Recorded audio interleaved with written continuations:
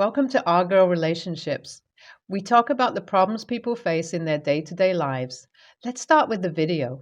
Hi, Reddit. I just wanted to share something that's been bothering me for a while now, and I feel like writing about it could help me since I can't afford therapy at the moment. I'm 32 and I've always had a passion for painting. I love creating and expressing myself through art, but my parents just don't get it. They never have. They run a restaurant that's doing well, and ever since I was little, they have wanted me to join them in the family business. Ever since I can remember, they have always made fun of my passion for drawing and painting and called me irresponsible and selfish for wanting to pursue my dreams instead of working at the restaurant. It's not like I haven't tried to talk to them about it on multiple occasions while growing up. As a teenager, I had a sit down talk with them where I explained how important painting is to me and how it's not just a hobby but something I want to turn into a career. But they simply refused to listen. They kept insisting that I work at the restaurant and kept pushing me down. But I never gave up on my dream. I kept painting and getting better and better, and eventually things started to take off. I started selling my art online on platforms like Etsy and Shopify and built my website over the past couple of years. I've tried a bunch of different art styles over the years, but I have recently settled on creating t-shirt designs focused around trending memes and characters, cute animals, etc. Since this kind of art is selling well, and I really can't complain when it comes to my income and my work in general, I'm able to work from home so I can be around my son a lot and do what I love and have a passion for. It has been amazing to see my hard work pay off, and I really can't imagine having a better job. But my parents still never understood. They eventually realized that I wouldn't want to work in their restaurant and do my own thing instead. But they never respected it, and they kept belittling me and making me feel like a failure. It hurt so much to see them not support me, especially when I was doing so well. I'm used to feeling like the scapegoat of the family, but I always had some hopes they would come around once they saw me being successful. Until the pandemic hit and things started to change. My parents' restaurant business started to struggle due to the lockdown. I know my family well, and if there's one thing they really suck at, it's keeping up with new technology and handling changes in general. They are very old school and don't like to do delivery services through DoorDash or Uber Eats and that kind of stuff.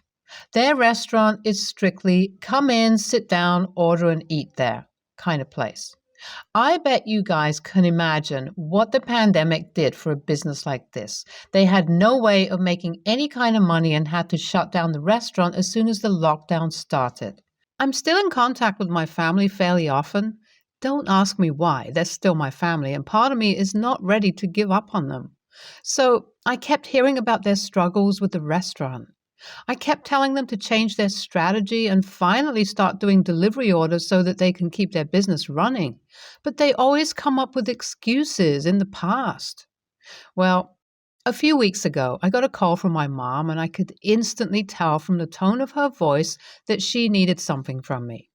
She asked me if I could come and help them set up everything so they can do delivery orders through DoorDash, since the business is failing and my family is running out of money for the rent of the restaurant and other expenses. My mom was begging me, telling me how I'm so good with online stuff and that since my whole job relies on the internet, I have to help them out. She even started complimenting me on how well I'm doing with my online business, which honestly made me feel disgusted by her. After all these years, she told me something positive about my job for the first time. And it was just so fake and didn't feel good like I had imagined before. At first, I was hesitant. They didn't support me when I was pursuing my dream, so why should I help them now? But eventually, I decided to try to help them out. I didn't just want to be there for my family, but I also thought about all their employees who would lose their jobs or had already been laid off. So I started helping them figure out the delivery thing and even tried to help out in the restaurant since they were understaffed now that several people had been let go. But it wasn't easy. I'm not cut out for the restaurant business and I struggled to make a real difference. I'm neither a good cook nor do I know how to manage all the orders and calculations. And as I poured more and more of my time and resources into saving the restaurant, my own art business suffered. So at this point, I'm starting to resent my parents for making me feel like I have to help them, even though they never supported me. And to make matters worse, they continue to belittle me and make fun of me and my career. My mom's praise for my online business was short lived, and she even dared to make fun of my declining sales in the last few weeks. The nerve this woman has when it is because of me helping her that I can't focus on my work. Of course, I don't have the energy to paint and design for hours after coming home from a stressful day at the restaurant where I keep getting yelled at and laughed at. I feel trapped and guilty, like I'm not going to be able to pursue my dreams in the near future because I'm too busy trying to help my family. The restaurant is running again, but it's still doing badly. My parents are blaming me for its failure, even though I have done everything I can to help. What they need is a major change in their menu and marketing. It's not my fault their dishes and designs and everything else in the restaurant are super old fashioned and outdated. Somehow, I still feel like I let them down, even though I have been sacrificing so much for them.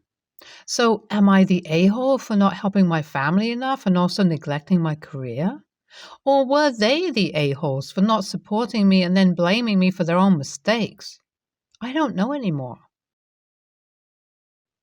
Update 1. So things have taken a turn for the worse.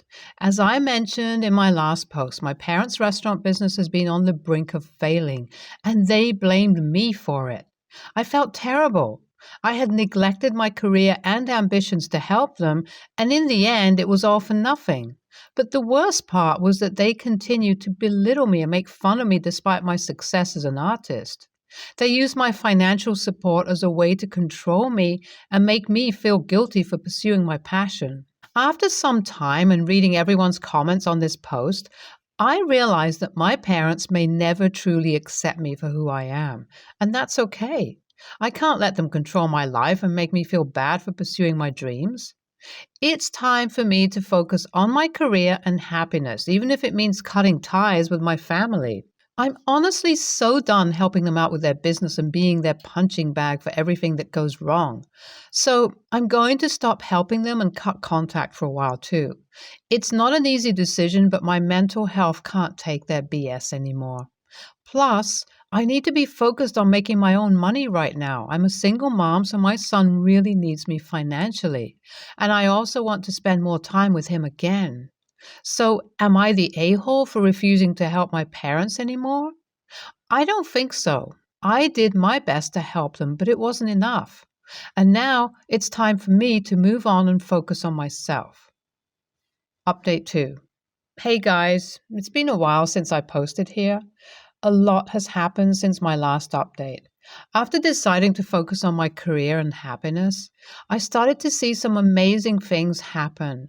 My design started selling even better online, and I was able to reconnect with my son again, which has been amazing. My mental health has also been a lot better since I haven't been to my parents' restaurant. However, things with my family have been tense. They keep reaching out to me, asking for help, and trying to guilt me into coming back to the restaurant business. It's been tough, but I've stayed strong and focused on my own goals. The other day, I received an email from my parents. They apologized for the way they treated me in the past and said they were proud of my success as an artist. I was surprised for a second. I hadn't expected them to apologize or acknowledge my success. But then they asked me for money at the end of the email, and it hit me that their apology wasn't genuine. They were just trying to manipulate me into giving them money since they know I'm no longer helping out physically. I was angry and hurt for a little while, but I didn't let them get to me this time. I responded to their email saying that I appreciated their apology, but I can't support them financially. I also made it clear that I need space from them to focus on my life and happiness.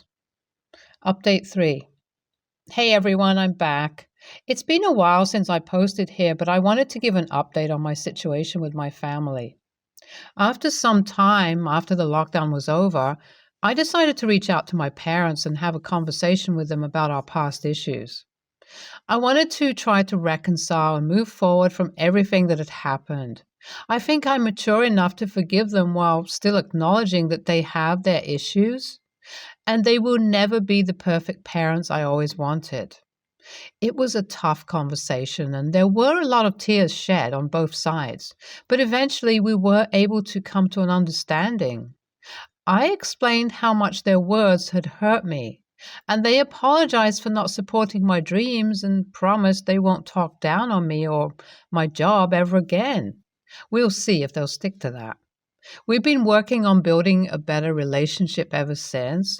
I'm still pursuing my career as an artist, but I've also been helping out at their restaurant when I can. Not by doing any cooking or anything like that, but I've put some energy into helping them with marketing and redesigning the place. Now that people can come to sit and eat inside the restaurant again, it's important that the place looks more modern and put together. They still need to work on their menu a lot, and I hope they're going to make that happen soon. Thanks for all the support and advice along the way. You guys are the best. NTA, wow, I'm impressed with how maturely you handle this situation. It takes a lot of courage to confront your family and express your feelings like that. I'm glad to hear that you are able to reconcile and move forward. Keep pursuing your passion and good luck with your business. NTA, I can't believe your parents were so unsupportive of your dreams. That's really messed up.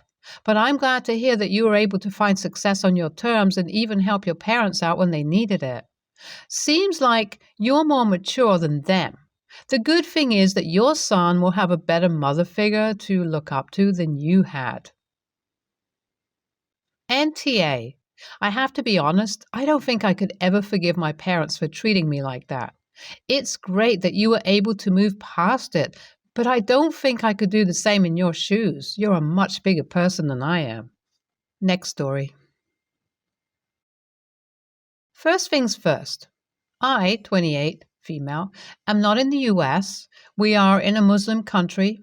It just so happened that my get together coincided with all these Christmas posts. This happened last Friday evening. So here's the situation. 2 years ago, I bought an apartment and I have been renovating it over these past 2 years. This is the important bit to learn about the layout. Once you get in, you are faced with a square piece of flooring. Think Japanese genkan. Then you go up a step to get into the apartment proper. I made it specifically because everyone here wears their shoes inside unless there is a carpet. On the left side, there is a wall. On the right, there is a shoe cabinet that separates the entrance from where my dining table is. Facing the door, entrance, and dining table is my living room. So anyone sitting in the living room can see exactly what is happening in the entrance. I invited my family, dad, mom, brother, sister-in-law, and another brother to celebrate finally having my apartment how I want it. They traveled by high-speed train from a different city, a 2 hours ride. My sister-in-law and I don't get along, and not because I hate her. I was actually the one that convinced my parents to let my brother marry her. I even gave them some money to help with the wedding. But when I bought my apartment, she started hating me. Apparently, she thought I should have loaned my money to my brother since they, as a family, needed to buy a house more than I did. They currently live with my parents while they finish their schooling. Anyway, my parents and younger brother arrived first since they got the first cab. I offered them slippers. They took off their shoes with no fuss and sat down. When my other brother and sister-in-law arrived, she refused to remove her shoes at the entrance. Keep in mind she will have to remove them not even 10 steps in anyway. I remained polite, told her that my house is shoes-free, and assured her that the slippers are completely new. She remained stubborn. My brother also tried to convince her, but she wouldn't budge.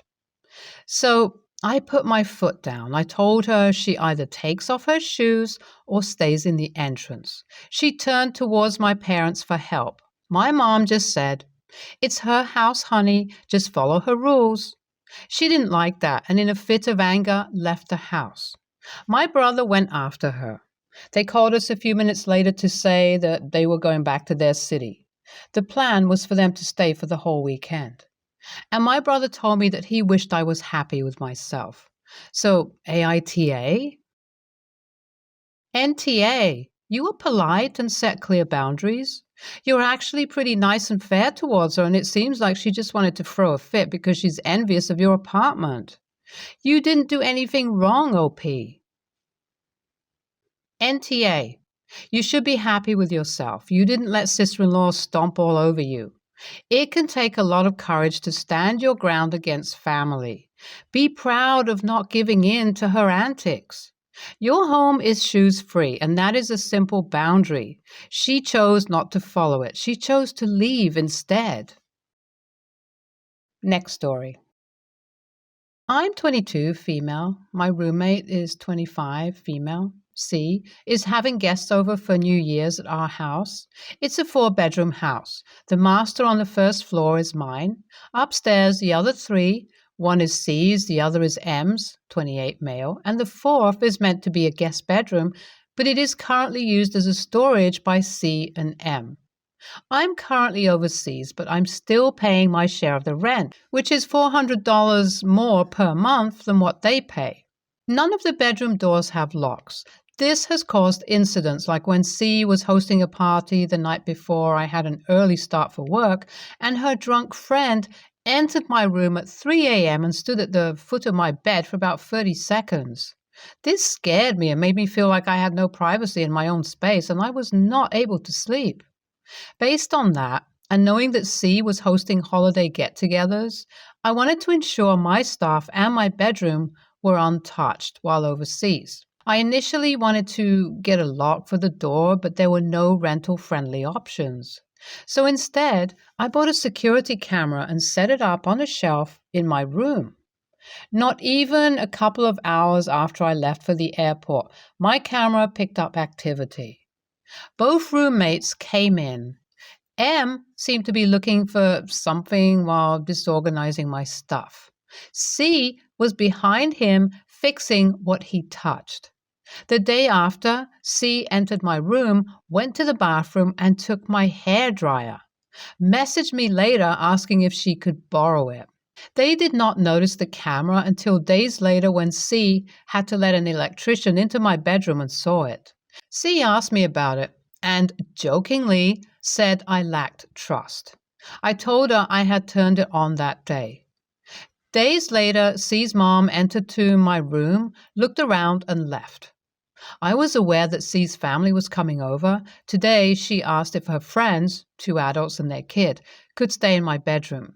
Told me the lady has back problems and is pregnant, so she offered the master to not make her go upstairs.